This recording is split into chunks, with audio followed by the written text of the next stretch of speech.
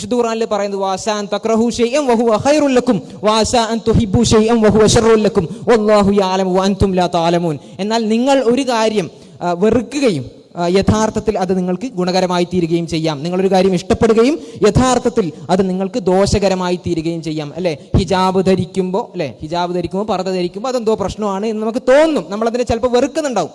പക്ഷേ അത് യഥാർത്ഥത്തിൽ നമുക്ക് ഗുണകരമായിരിക്കും എന്ന് പറയുന്നത് റബ്ബ് സുബ്ഹാനഹു വ തആലയാണ്.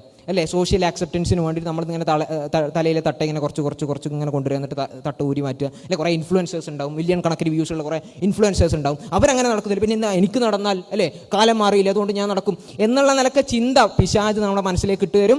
അവിടെയാണ് നമ്മൾ അല്ലാഹു സുബ്ഹാനഹു വ തആല പറഞ്ഞത് കേൾക്കേണ്ടത്. നമ്മുടെ ബോഡിയുടെ ഓണർ അല്ലാഹു സുബ്ഹാനഹു വ തആലയാണ്, അതുകൊണ്ട് നമ്മളത് കേൾക്കണം. അല്ലേ, പിന്നെ ബോയ്സിൻ്റെ വിഷയത്തിലാണെങ്കിലും ഒക്കെ. അപ്പോൾ അവിടെ നമ്മളൊരു കാര്യം ഇഷ്ടപ്പെടുകയും യഥാർത്ഥത്തിൽ അത് നമുക്ക് ദോഷകരമായി തീരുകയും ചെയ്യാം. അല്ലാഹു അറിയുന്നു, നിങ്ങൾ അറിയുന്നില്ല.